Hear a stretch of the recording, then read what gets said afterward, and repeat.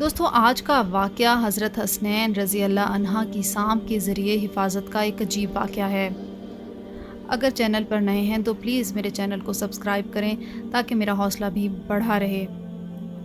حضرت سلیمان رضی اللہ تعالیٰ عنہ فرماتے ہیں کہ ہم لوگ حضور صلی اللہ علیہ وآلہ وسلم کے ارد گرد بیٹھے ہوئے تھے کہ اتنے میں حضرت ایمن رضی اللہ عنہا آئیں اور انہوں نے کہا، یا رسول اللہ صلی اللہ علیہ وآلہ وسلم، حسن اور حسین رضی اللہ عنہ گم ہو گئے ہیں۔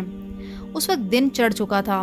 حضور صلی اللہ علیہ وآلہ وسلم نے صحابہ سے فرمایا، اٹھو اور میرے دونوں بیٹوں کی تلاش کرو۔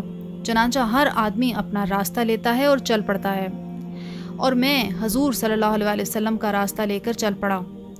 حضور پاک صلی اللہ علیہ وآلہ وسلم چلتے رہے یہاں تک کہ ایک پہاڑ کے دامن میں پہنچ گئے تو دیکھا کہ حضرت حسن اور حضرت حسین رضی اللہ عنہ ایک دوسرے سے چمٹے ہوئے کھڑے ہیں، اور پاس ہی ایک کالا ناگ اپنی دم پر کھڑا ہے جس کے منہ سے آگ کی چنگاریاں نکل رہی ہیں۔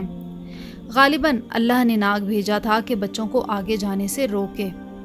حضور صلی اللہ علیہ وآلہ وسلم جلدی سے ناگ کی طرف بڑھے۔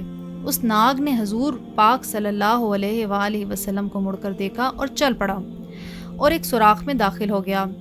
پھر نبی پاک صلی اللہ علیہ وآلہ وسلم ان دونوں کے پاس گئے اور دونوں کو ایک دوسرے سے جدا کیا اور دونوں کے چہرے پر ہاتھ پھیرا اور فرمایا، میرے ماں باپ تم دونوں پر قربان ہوں، تم دونوں اللہ کے ہاں کتنے قابل احترام ہو۔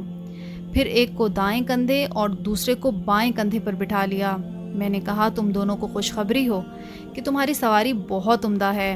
حضور پاک صلی اللہ علیہ وآلہ وسلم نے فرمایا، یہ دونوں بہت عمدہ سوار ہیں۔